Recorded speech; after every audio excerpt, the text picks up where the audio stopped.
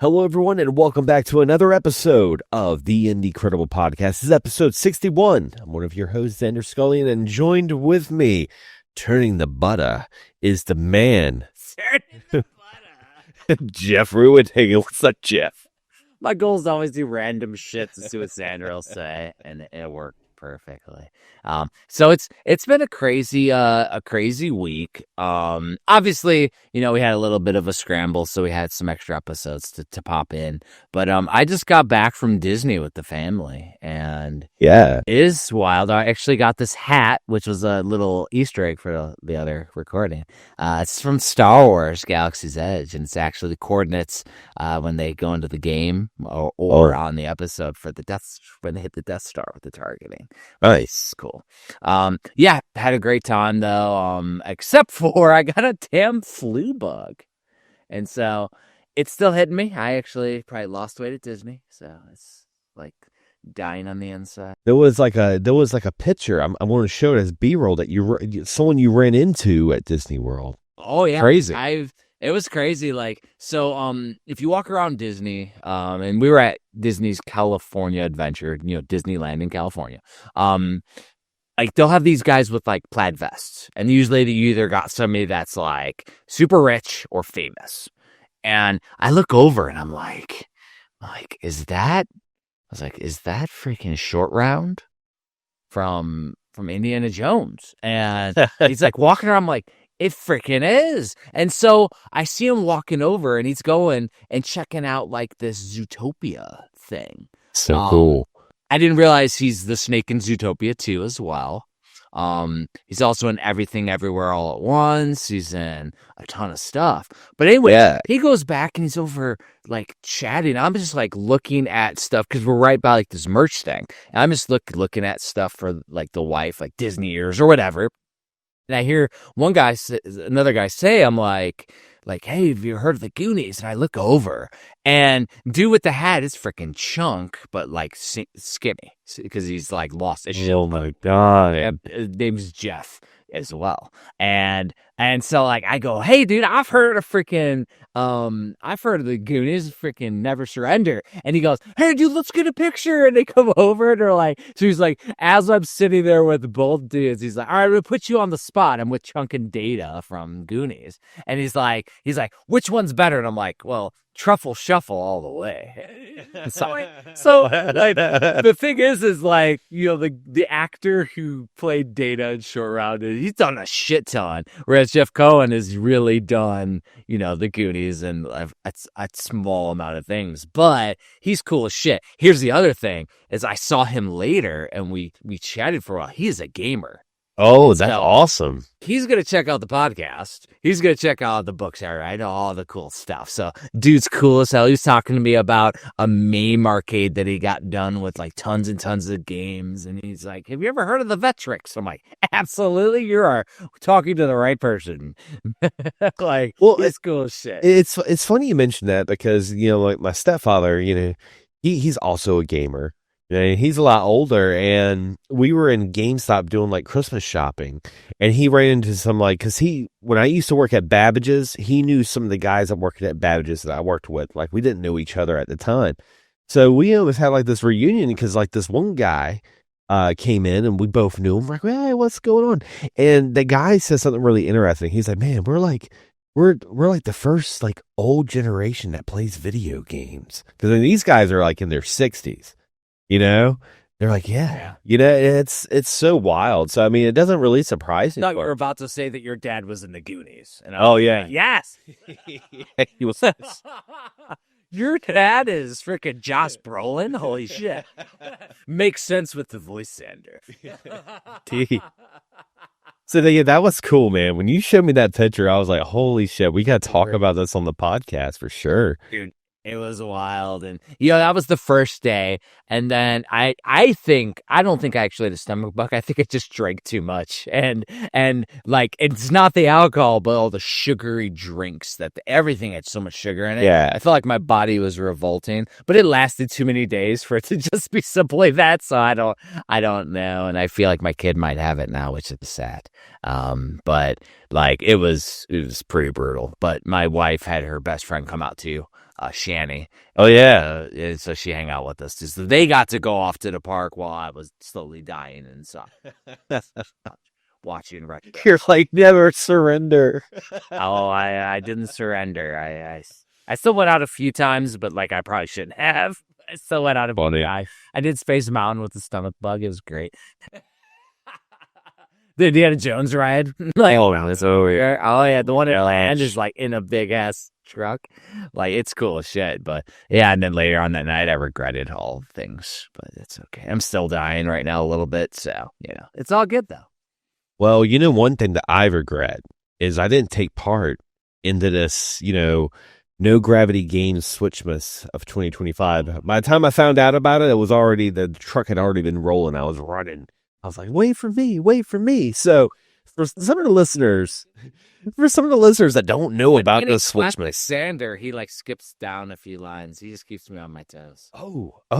Up. That's right. Let's keep it going. So the no gravity games Switchmas every year, right? Like they do like 12 days of games. And this year the entry game was free. Last year you had to buy it.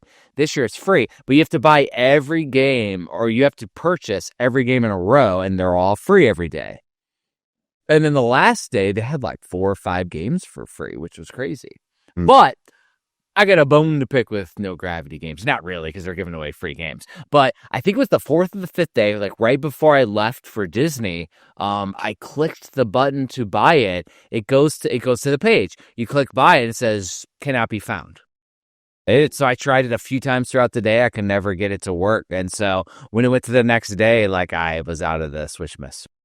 Bummer. And I was like, so I just stopped to refresh. I didn't go because I was going to figure out how to do it on my phone and shit while I was traveling. Yeah. I was still going on until like a day ago or so.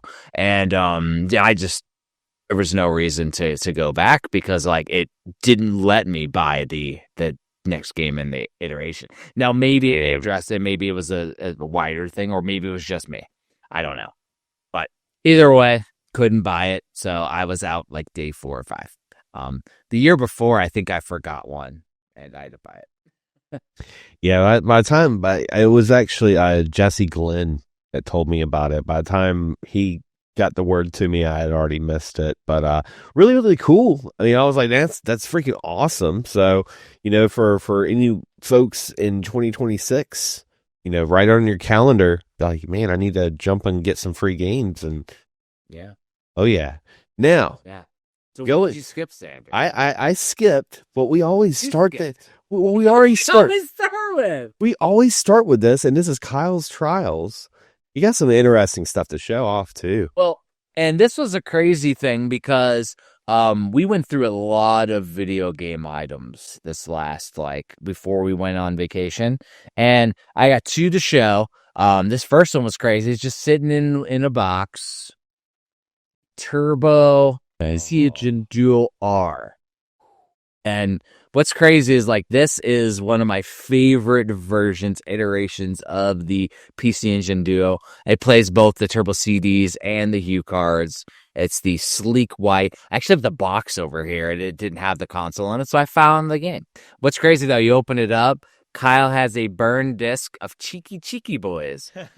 So you just see a cheeky little boy that played the Turbo Duo R. And yeah, and it has, they're really hard to find, the actual AV adapters with this giant plug on it for the Japanese version of the PC Engine. So the fact that he had it wrapped around here, pulling on the cord, which hurts people's souls. I'm just going to read. The other item, which I thought was hilarious, was so Kyle found an NES Entertainment System action set on a highway in Chicago, sitting under a bridge. What? In a rainstorm. And if you know anything about Chicago traffic on 8094 on the highway, it's really busy. And he had his mom pull over because they commuted together to work. And he goes out and dressed you, slipping and sliding, falling on his ass to get this Nintendo Entertainment System box. I have the box and everything, but what was missing was the gun, the light gun. And I have the exact box. He fixed it. It was a water damage because it was under a freaking bridge. Probably some homeless dude's freaking Nintendo. But it was my PlayStation. So check this out. This is the zapper. It's the exchange. But look he put a scope on it. What? A little and like a red laser pointer. The batteries are dead in it. But the funniest part is, so Kyle put this laser pointer on here, right? Right. Where's the aiming at? The top. You'd aim on the top.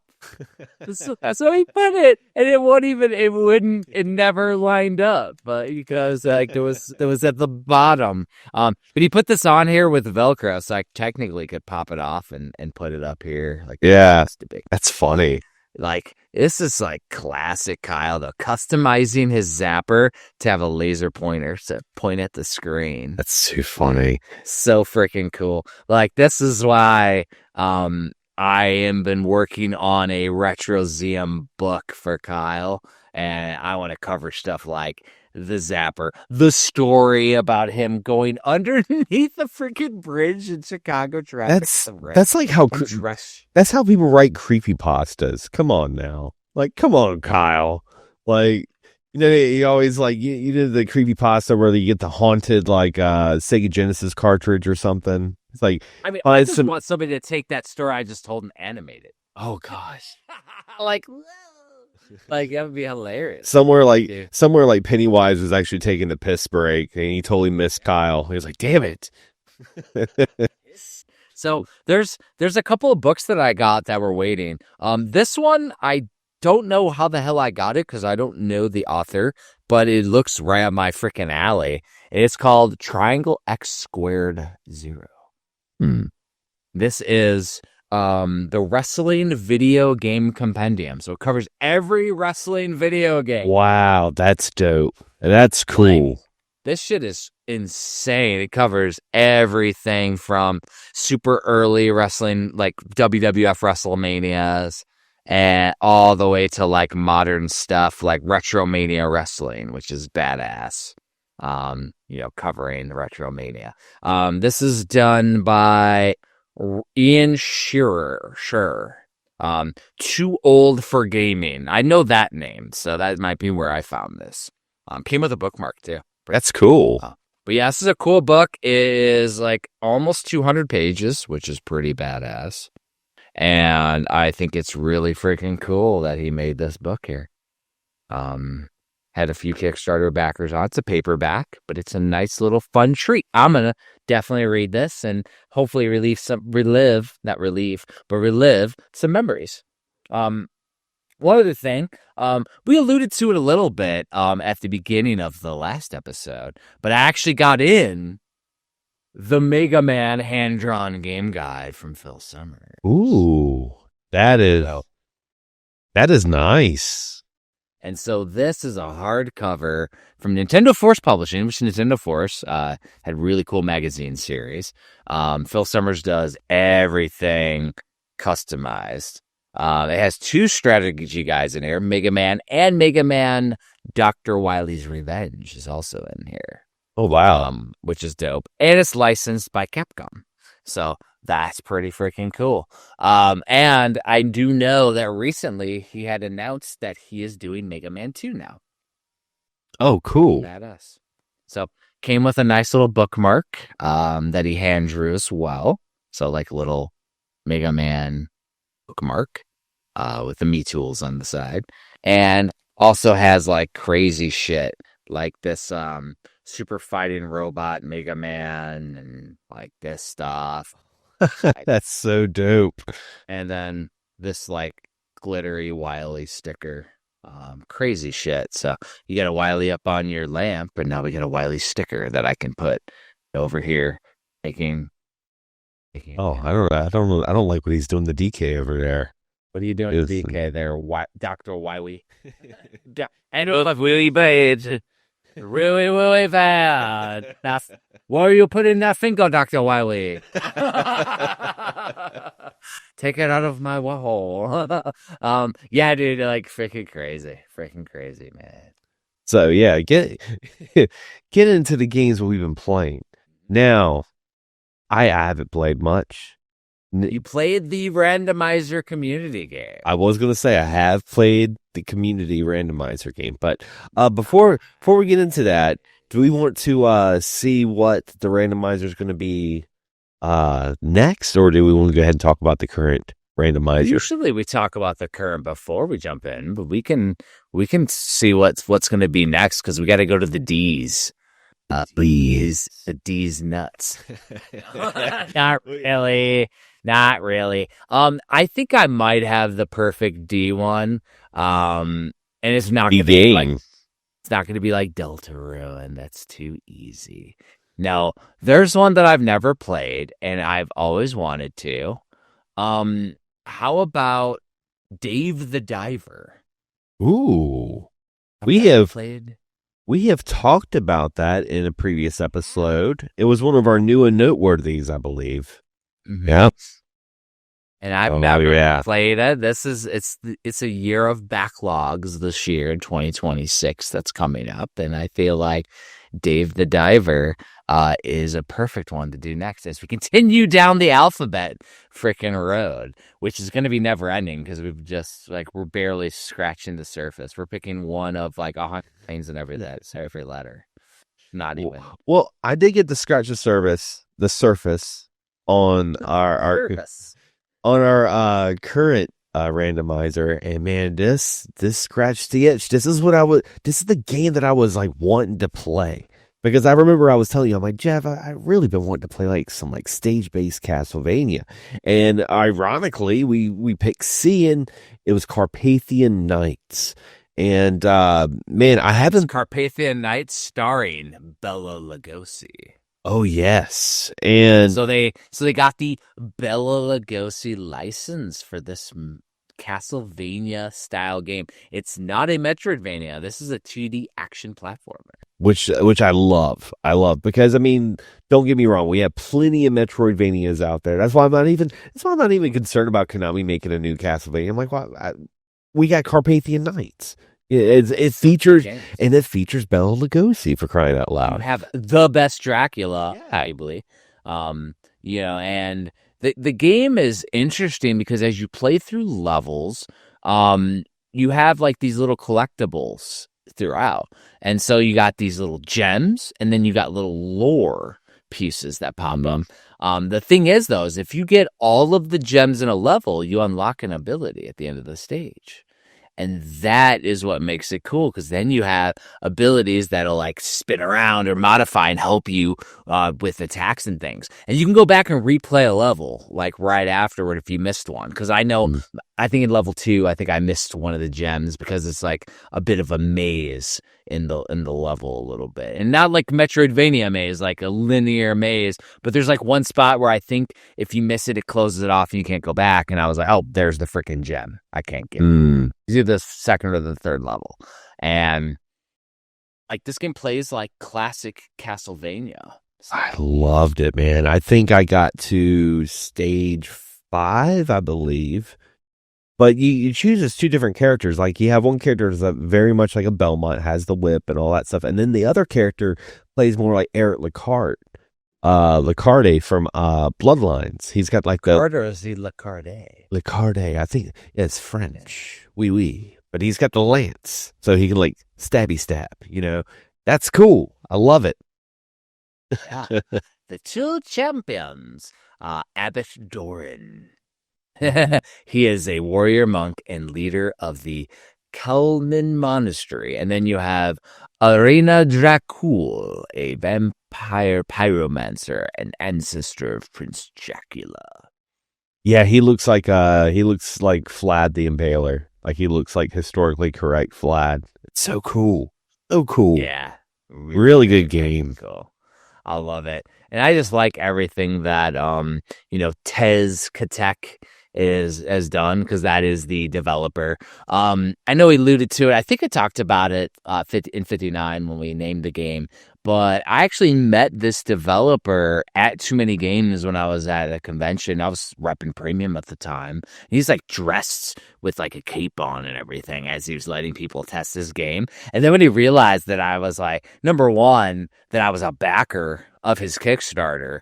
Yeah. And number two was that I was running a physical publishing company. So, Premium is going to be doing Carpathian Night in the future, which is really dope. I can't wait to see it come to life. Yeah. I can't wait.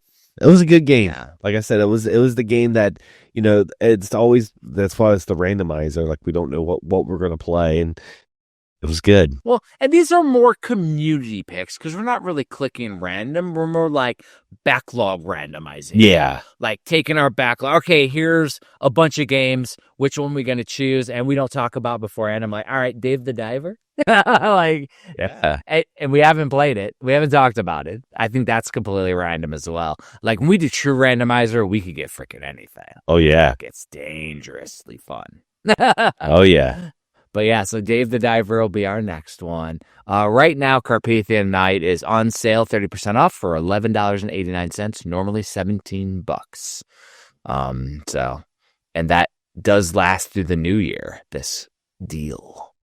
Yeah, I cannot recommend it enough. Like I said, when I know Konami has been doing a lot of kind of revamping themselves and putting out a lot of good stuff. And I know a lot of people are waiting for a new, Castlevania game. But honestly, like I said, I'm fine because I got games like Carpathian Nights. I have all these different Metroidvanias, Infernax, that was another great one. I think you made me play that one. I did. That was cool. I enjoyed it. But so this was before I went on vacation. Around the same time I was playing Carpathian. My daughter actually, freaking the stars aligned, and she wanted a game. It's probably because she was grounded for something. But yeah, she came downstairs, and so she wanted to do what we always do, which is she wanted to play some Minecraft. And so I got to test Minecraft on Switch 2.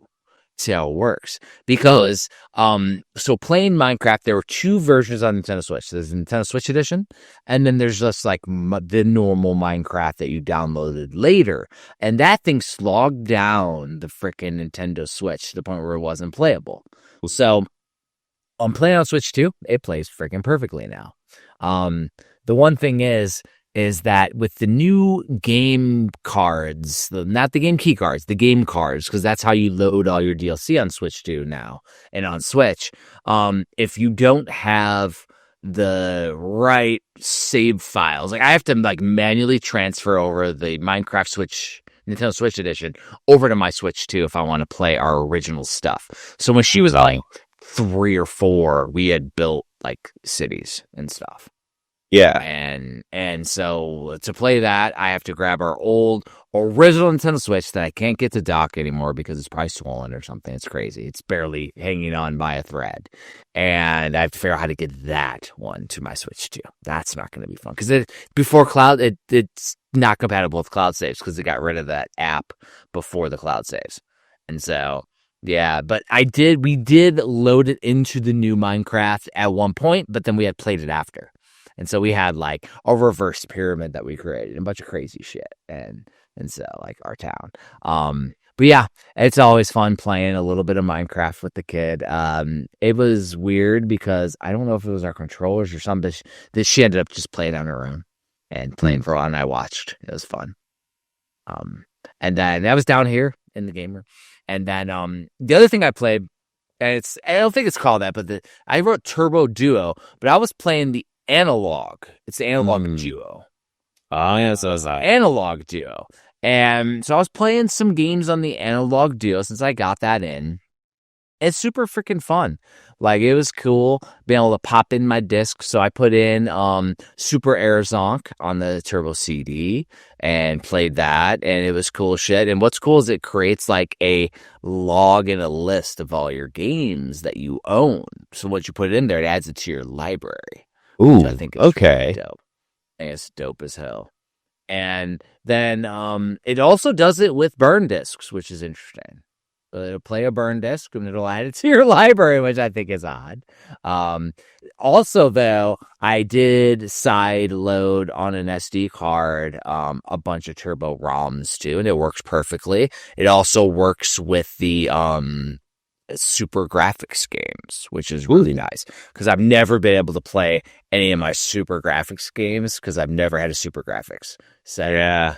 that's always the one because I have the PC Engine Duo R. Now, what doesn't support super graphics. Which one was like the satellite? Was that a super graphics? The one that looked like a Stingray almost? No, that's just a normal PC Engine. The main releases. No, the super graphics kind of has the same color, but it's like got like these little ridges on the side. That's right. Yeah. There's only 6 super graphics games, and in reality, it's really just Ghouls and Ghosts that you want to play. Dai and Nakamura that you want to play on. Yeah. On the actual super graphics. The rest of the games are okay. And then there's a couple of Darius games that were enhanced by super graphics. So, like, I think it was Alpha and Plus were the two. But yeah, I was just testing out some stuff. My main thing was I have a few hue cards that I have. They're like customized ones. Like I have a Splatterhouse Chrome, Blazing Lasers, and they don't work. On the hue card ones don't work. The regular hue cards work great. Those ones don't work in the actual Duo, Analogue Duo. Oh, that sucks. I mean, I don't know if there's like a way to do custom firmware to work or yeah, that's just something. It's funny though because I'm actually like behind the scenes. I've been working on a top 10 favorite TurboGrafx 16 games. Yep, I've been working on that. To talk about it, and it's so weird because I've been working on that, and then like.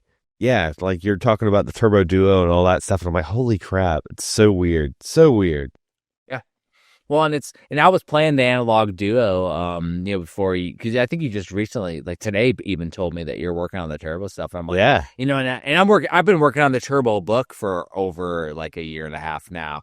And really, I say working quotation marks. I need to get my ass back into it. I think it was on my Facebook memories. I'm like, oh, I'm about in the same section as I was a year ago. You're like me with Metroid Prime 4. Not that bad. Yeah. No, it's challenging because I've been enjoying doing painting and stuff and working on other things, and so it's been hard to pivot back into the OCD world. I've been doing a lot of research, though, because I've been working on Metroidvania books and all things, doing all the research for future things, because that is part of the process of creating these giant tomes that I make. But I do need to design and write. And in reality is the Turbo book is designed already. I just need to write all the reviews. Yeah. The writing takes years. So, because people are like, oh, how do you do it? I'm like, it takes time. Yeah. Like, how do you eat an elephant, Xander? Spork. One bite at a time. Oh. I was thinking about the stabbing, scooping action of Spork, of course. One bite at a time. That's how you eat an elephant, and that's how you can write a giant tome of a book. Just be like Bonk. You like Bonk, exactly. eat a big piece of meat. Dude, I got that Bonk figure. Have I even showed that off yet, the Bonk figure on episode yet? I don't think you have. I will in a future one, because it ain't really a Bonk figure. It just, Kyle used it as a Bonk figure. Oh my God. That's our next Kyle's trial. Oh my Lord. Oh my God. It's amazing.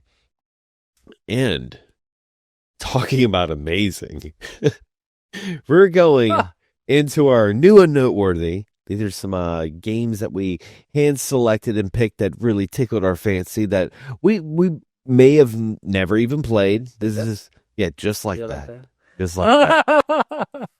And we're kind of just, shooting the wind, talking about the games. Being like, hey, this looks kind of cool. Why does it look cool? Let's talk about it. The first game that we're going to be looking at is a game called Hyper Team Recon. And I love the art style because I'm a big fan of Paper Mario series. And this is Paper Mario. 3D platformer. Yeah. Like Paper Mario. So it's like Super Paper Mario on the Wii. like with like crazy anime characters, and like it just looks so adorable, so cool. And like there's like so much style to this game. Nathan Burton is the developer. It was released in 2025. And it's like a $20 game normally. It's on sale, $15. But this game, it like you're 3 aliens and you go across Earth.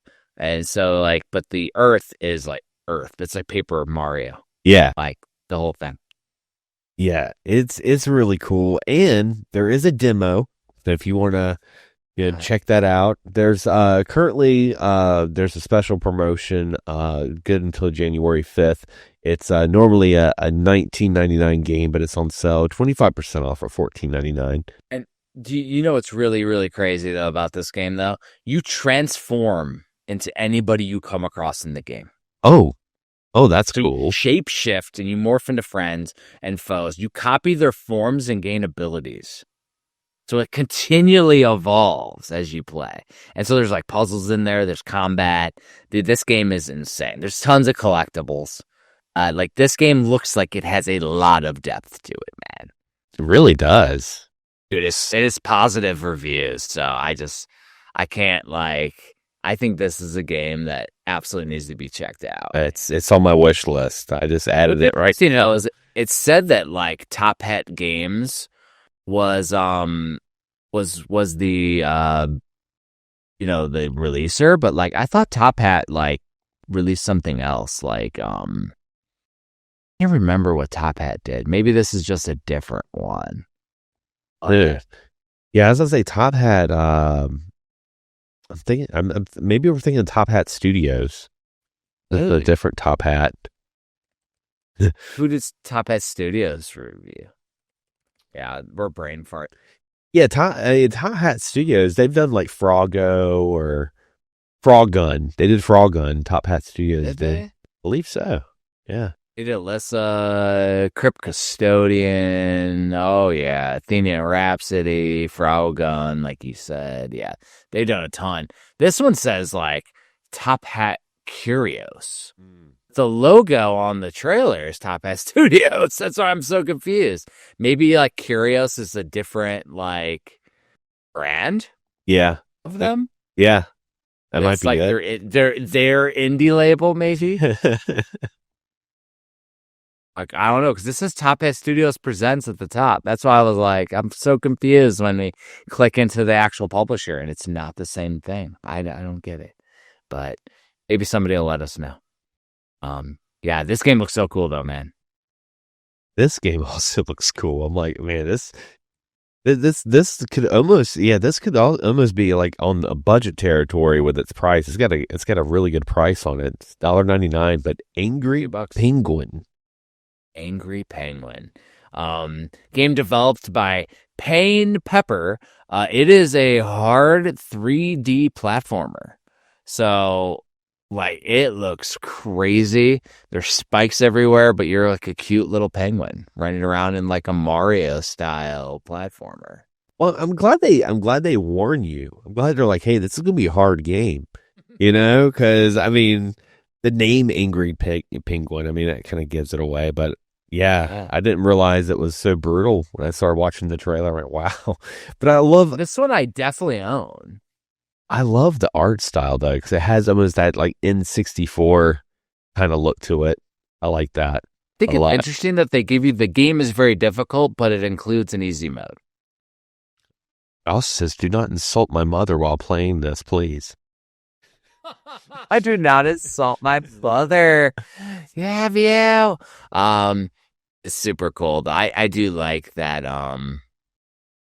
That like this has a lot of humor to the developer. Basically. Oh yeah, I love that.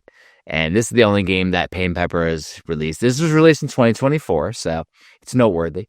And I own it, so I must have got it when it was on sale. It's been on sale even from the $2 down to $1. Oh wow! So yeah, absolutely, I need to play it. Maybe the next time we get to the A's, Xander, I'll add this to our randomizer. Fit in 50 episodes, Xander. We're back to the A's. Yay. Now, now going more into like a 2D platformer. This game is Flat Kingdom Paper Cut Edition. Paper's Cut Edition. It's another like Paper Mario style, and it's always interesting when we're like researching and finding games and all that stuff. Is like, how do we have like two paper games in the same episode when we haven't talked about a paper game in a while? Oh yeah, like they just pop up. And this game was released a long freaking time ago, Xander. This was released in 2016. Ooh, wow! It's like 10 years old. And it looks so cool. Yeah, I really love the art style. I like the jagged edges and everything. Kind of makes me think of like Tearaway from like the PS Vita. I don't know if you ever played that. Kind of makes me think of Tearaway a little bit. Very much so. It looks like Tearaway. Now that you mention it, and like even like some of the characters too have that little sack boy look to them and things too. There's like some that are like rounded. I mean, this game looks really cool. Like, why has nobody ever talked about this game? I've never heard about it. Yeah. I've never heard anyone say it, but it's got a mostly positive review. Some of the highlights of like a Flat Kingdom looks stunning and has a fun gameplay hook, and that was from IGN Access Preview at PAX East 2016. We never knew about it. The next one, I'm probably going to scramble, but it's a really cool game. It's called Onikira. Onikira. You're right. Demon Killer. And currently 90% off, so I'm sure this is also a budget now at this point. It wasn't, it's added it by the way. And mostly negative reviews, so I'm not sure why it's mostly negative reviews. Released 2015. Which is crazy. Okay. But it looks really freaking cool. It's like a side-scrolling beat-em-up in Feudal Japan where you're slicing through like demons. You know what it might be? It's because like it does look like fun. It looks like a lot of fun. It does have that mobile look though. It does have that kind of like mobile phone look, and maybe that's what it is. Maybe people don't like that kind of mechanic, but it looks like it has like some really fun like juggling combos. Like at least be something fun to play for a little while and put down and do something else, especially for the price. It's not as bad at the arms moving like this and shit where the paper circle things like where we're doing it, like the bad animation. It doesn't really have that. So it definitely does have a little bit of a cell phone look though, like you're saying. For sure. The fact that it is normally a $14 game probably also didn't help them, especially if it felt cell phony. But yeah, it's on sale for a couple bucks, and yeah, the developer doesn't pop up for anything, but it does go into Head Up Games, and they're the ones that had the giant publisher sale that we're going to talk about later. So. Good to know. Good to know. Hundreds and hundreds of games for sale to the point where it'll probably take over our lives, like the one episode. Oh, yeah. You started in real time, just getting mesmerized by all the. You're like, what's this game? What's this game? We're like, Jeff, come back. We're not doing it this. Fool us once. Well, I love my top-down shooters. I love games like Pocky and Rocky, and this game definitely gives me those vibes. This is Mamorukun. Recluse. Mamorukun. Yeah, there you go. Recurse. That Recluse. Recurse. Wow. This game looks freaking awesome. It's a Xander like works all day. So he's like super aloof. He's been mashing the meat all day. Indeed. You'll be mashing the buttons with this game because it just looks fun. I love the art style. Cool, shoot 'em up. It makes you think of Cotton. It makes you think of Pocky and Rocky. It just makes you think of those like really cool like 90s Japanese shooters. And I gotta look at the price at it. Well, the crazy thing about it is like the graphics are like 3D. Yeah. In it too. They look really impressive. And it's also released by City Connection, which City Connection is like a legendary developer. Mm-hmm. So I don't know if you've heard of City Connection before. but like they're known for their retro style and shoot 'em ups and stuff. So Oh yeah, yeah. I think I have a couple. I think I have a couple of their stuff. Like I think I may have ordered from like Play Asia back in the day on the Switch. Pretty sure I have. But yeah, the game is on sale right now. It's 30% off. It's $24.99. It's on sale for $17.49, and there's no demo. So City Connections is a Japanese game company, originally founded as a music label. They acquired the rights to Jaleco's game library. So, and they worked with Nintendo and Hamster to release their old library in the archives. They did Penguin Wars on the Switch, Soul Dam, Ninja Jar Jar, Mamorukun, Cyber Delta, all the Psycho Shooting Star games, Death Smiles, like all these shoot 'em ups, man. That's why I was like, technically, do we consider them indie? Probably. Just because I haven't heard of this game here, and this is like Take X Off is the developer, actual developer, and I'm not sure what they've done, but like it looks really freaking cool. Nice, nice. Now, I'm trying to pull up Steam right now on my laptop. For some reason, Steam's not loading. It's weird. I'm trying to look up. Must be all of the Steam that's down right now. Yeah, I think Steam might be down. That's crazy. But thanks to Google, I do have the next game pulled up. It's called UNYIELDER. UNYIELDER. Yelder, or is it Old Yeller, come back Yeller. Yeah, Xander Scramble or Cusone Dog in the West. But yeah, this is a really interesting game. It's looks like a really cool hack and slash. I look at this perspective. It's like a little bit like behind the shoulder perspective of the game. It has a little bit of like first person shooter to it as well, which is freaking crazy. Yeah, and looking at the price. Oh, let's see. Looking at the price right now, because like I said, Steam. I think Steam might be down right now. It's it's an intense single player Bosch Rush movement first person shooter. So it's called a rogue looter. Okay. It's also on Epic Games, so that's where I'm at right now since Steam is live and dead. It's like $20 on Epic Games right now. And it's 1v1 boss fights back to back to back to back to back. Like it just continues and you continue to loot. But you get lots of unlockable characters, lots of craziness to it. It might not be super indie. I don't know. I can't really tell. The one thing about Epic Games is it's not really easy to see like developers and stuff, which is why I like to go on Steam more often. See. Now, this next game, Crystal Breaker. I'm looking at some of the footage on Switch right now. Oh yeah, this is my jam right here. It's a top-down vertical shooter. Yep. Yeah, this is like the Xander shoot 'em up episode. This one is like retro style. Yeah. Old school arcades, like 16-bit, 32-bit graphics, tons of chaos on the screen. And it looks so freaking cool. And this is the one I was definitely thinking of you when we added it. Yeah, I definitely would check it out. I'm looking at it on the Switch page. There is a demo. And it's $14.99. So yeah, $14.99. That's not bad at all. It's got that anime look. It looks like you control two different characters. One with like blue hair, the other one's blonde. Maybe it's got some like this is all spewing off the top of my head. Maybe it has something to do with the ships and different weapons and stuff. So a little bit of replayability. $14.99 on Nintendo. Yeah. Okay. Yeah, it looks really freaking cool because like it's an aggressive shoot 'em up. Crystal break by close range attacks. So basically when you shoot enemies at close range, you get crystal breaks that give you bonuses and stuff. So that's where you kind of do the different aspects. You don't receive damage if you come into contact with enemy body.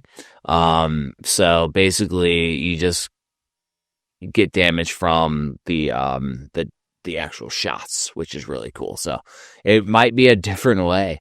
And there's two different types of enemies. So you have or two different types of players with two different types of shots. Short range shot types too. That makes sense. That's why I got the 2 different characters, the different colored hair and aesthetics. Exactly. That's so cool. I'm thinking because Steam isn't playing well with us, let's not do the budget section today, Xander, because it's not cooperating. But we did mention that there is Head Up Games doing a publisher sale. And so we'll do like a quick drive-by of some games that I've gotten from Head Up, but we're not going to talk in depth. Like, there are games, Spin Gun is 59 cents. Bjorn was 79 cents. Tales of the Tiny Planet, which had a Switch release physical, is 99 cents. Crypt Stalker is $1.49. That's a freaking badass action game. There's so many. I mean, I'm saying like there's like I got like 20 games or something for $1. It is insane.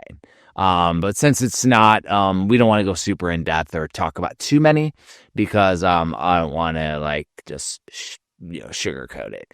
But we do have the aftermarket homebrew highlights to talk about, Xander. Indeed. And I think a great suggestion too before we move on is because I've noticed a trend, with Steam and their sales. Like, if you find a game that you really like follow the developer, follow the publishers, because they have these sales out of nowhere, and you can get like a lot of games in the catalog like super, super cheap. So, well, and there is one that we should mention because it was given to us by a Patreon, aka Thunderdome Gaming Society, Lunchbox himself. And that game is Guardians of Lore on Steam. Was free. Ooh. It's not normally free, but it was literally 100% off on Steam. And the game looks really freaking cool. It has this crazy 2D look to it with a lot of different fantasy highlights and everything. Obviously, Steam is down right now, but it is also on Nintendo Switch. So it is up on the Nintendo eShop. And so this game is $2 right now, $2.09 on Switch, but is 100% off free on Steam. It's cool. The graphics are so like colorful and beautiful in there, and like 2.5D 3D aesthetics. Like it's like, it says it's a meticulous 2D RPG. I think it's beautifully crafted 2.5D worlds, and there's like action style. You like run, jump, and fight through levels. So I don't really think it's a role-playing game to me. It doesn't really, at least it doesn't look like a traditional role-playing game. It looks like an action platformer to me. Yeah, it has like this like storybook kind of gleam to it. I really like that. And free, it's even better. That looks cool as shit. That's the thing. And so, yeah. So like, what we don't want to do is go too far down the damn rabbit hole, because I want to make sure that, we give some other games their due as well. So, we talked about a few of them real quick, dry fire. And definitely talk about any games you might find too, listeners. Oh yeah, now going into the homebrews. Yeah, dude, this first one like caused me to go down a damn rabbit hole while I was sitting on vacation, because I was like, well, let me look at this. Like, let me look for some stuff. Let me find some Genesis stuff. And I'm like, oh, somebody ported and created Mega Castlevania 4, so Super Castlevania 4 on the Sega Genesis. That's so wild. It's crazy. It's like a port. It's being updated. It's being continually worked on. But then this guy has like a shoot 'em up too. He's like doing an Opa Opa game, and he's doing some other stuff. He's doing like a ton of stuff. But this was the first one. All right, you want to play your Castlevania, Xander? Like, let's get this on a cartridge. And then Xander has Super Castlevania 4, but on. I'm telling you, you're just pulling me in, dude. I'm like trying to, I'm going to get me a couple little games and stuff like that. I mean, but that's the same thing. Like when we started this podcast, it's like, we're going to talk about some indie games, and I went and bought a mini PC because I'm like, I got to play these games, Well, and the link I posted in our notes, which we'll post in the comments, is you can watch the trailer and download the current version as well for free. Cool. So you can play it on an emulator of choice or on an EverDrive on an actual Genesis. So when you get your Model 1, you can put an EverDrive in there. And then hopefully they release it on cartridge, because I'll absolutely buy one of these. Oh, yeah. Yeah. it was stuff that we dreamed about. When you were that kid that if you didn't have both consoles, and like you're like, man, I really wish I could play Super Castlevania 4. I wish they'd put it on Genesis, and here we are. You can do it. It's crazy. Now you can do it, which is freaking wild to me. And did we cover Metal Mac before, by the way? We did. We did cover Metal Mac. So I added it because I'm like, I'm just going to continually cover more Sega Genesis stuff for Xander to make sure he goes nuts. Metal Mac, just it's a running gun. It looks like Mega Man. It's freaking cool. It comes with a bonus strategy guide. I definitely pre-ordered a copy, and it also had like a Neo Geo version. So yeah, it's funny because it looks like, and I forgot to mention it. So I'm glad we came back to it because it looks like a Mega Man game, but it looks like Mega Man from Captain N. Oh yeah, they love it. Exactly, looks freaking crazy. This other one, definitely, it's going to be tough to find some B-roll on this sucker, but it's still really freaking cool. General Chaos on the Sega Genesis is getting a sequel. Oh, wow. And so Brian Colin, he goes to a lot of conventions. Sometimes I'm like right across from the dude. He's really cool. He's the creator of Rampage and General Chaos. And so he is releasing a sequel to General Chaos. I think it's not going to be on a Sega Genesis. I think it's going to be a PC game. Mm-hmm. And, he's such a old school programmer. He's like, it's more than halfway to the finish line. This time around, the multiplayer PC game uses an Xbox-style game controller or a keyboard and mouse. Like, just the way he's so, like, classic. Brian's awesome though, and he actually usually has like figures and stuff at his table of General Chaos. So I actually have a set of General Chaos figures, which is really dope. Cool. But yeah, dude, this is like it would be super fun to play because he's like has so much humor when he creates games. Yeah, this definitely wouldn't run on Genesis because the graphics look 3D. Yeah, 5D. Yeah, it does. Like freaking cool. So maybe not a homebrew, but still an indie game, 1,000,000%. Oh yeah. And we have a legacy title.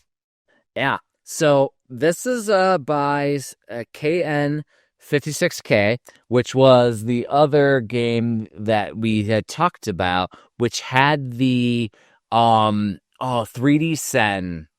Oh yeah, version of it with it. And so this is the other game, and I ended up buying it because the other one was so well done. This is Night on the Moon. I love that art. Yeah, and the art's cool. He shipped it in a box protector, which is amazing. And you just buy it from his Etsy store or his itch.io store, not Etsy store, itch.io store, which might go to an Etsy store. This is a classic top-down Zelda-style game made with NES Maker and super cool. We got right here. You can go to his website to scan. Yeah, really fun. I like that the NES Maker, one of the tutorial modes was one's to create a platform, but that one's a Zelda style. So you get a lot of cool, fun retro Zelda games, and as long as it animates well and has cool graphics, which this game, Night on the Moon absolutely has cool ass graphics, is definitely gonna work its way into my Nintendo over here. Yeah, sometime in 2026. That looks cool. I like the little care in the packaging, putting it in the box collector like that. Let's do an indie credible opening of it and see what other treats. Because if he did that, that he added a manual. Oh yeah, is it full color? It looks like a full color manual. Oh, it's full color, and it's like 20 pages. Yeah, it's a thick one. Oh, even drew the enemies, dude. That's great. So cool. And there's fatalities? What? Oh, no, fatalities are man-made structures. Okay, I was like, facilities. I did a Xander Scramble. Facilities have fatalities. I'm like, yeah, fatalities in here? Hell yeah. What? Hell yeah. Nah, this game is absolutely... So, Vios, the Moon of Nora. Like, there's the whole story in here and everything. How to play. Welcome to boot camp, cadet. Like, it's amazing. I love when they put a lot of flavor and a lot of like personality into like the manuals and the story and everything. Like to me, it's like, man, this is why I still come back to the NES to this day. Yeah. I was like, the NES homebrew scene is what got me into it. It's what I grew up with as a kid. And the problem is now Xander is going to get me also into more Sega Genesis homebrew this year, which is Yeah. I mean, I don't know what it is. I'm telling you, I want to get that Model 1 and I'm off to the races. Because, yeah, I'm going to get an EverDrive. I'm definitely going to do that. Like, I wanted to EverDrive a Model 1 and then start getting some key games. Oh, yeah. That's right. Yeah, get some key Genesis releases. Like, probably need to find you a copy of Pure Solar. Oh, yeah. That is the RPG. Yeah, I still haven't played it either. Like, that would be fun because I know it's been out on everything now, but I just never played it. But I remember that was probably the first like homebrew I ever heard about. Come to think about it, because I was listening to All Gen Gamers, and this is back when they had it pre-ordered and they were waiting on their copy of Pure Solar, and it became like a gag almost. Like every episode, did you get your copy yet? Blah blah blah. Like Team Watermelon, but yeah, they had like two different versions. Then they did Paprium later, and that took over. I think I pre-ordered that before my daughter was born, and she was a teenager when I received it. Jeez. Yeah. It's such an ongoing game, but like some people still don't have their copy. I got mine as early. I invested in gems on Team Watermelon's website, and that's how I got my copy. Invested in gems. Speaking of investing in gems, we want to give a big shout out to our executive producers on Patreon. What is that? Battle Beast, like Acroloth right here. All right, who's next? David Isherwood. David Isherwood, looking all muscular. And Lunchbox, aka the disgruntled gamer from Thunderdome Gaming, is like, what's he holding there? What is some knives or something? All right, and our robot himself, Lunchbox, aka the disgruntled gamer from Thunderdome Gaming. Now, and we got Jesse Glenn. Yeah. This is Jesse Glenn. and Jacob Hendrickson, looking like an oak. The badass beard. And finally, Brian Pittman. Oh, he looks badass. Those are all muscle-men, right? So 3 of these guys were muscle men. These guys. This one's actually Kaneko Man Phoenix, which is from the last saga of Kaneko Man. And then these 2 were Monster in My Pockets. Oh, yeah. And then this, of course, is a Battle Beast with Kyle customizations of guns in his hands. Akroloth is really, really holding it down. Yeah, you got a little Kyle Strauss at the end. It's been sitting here forever, so it's amazing.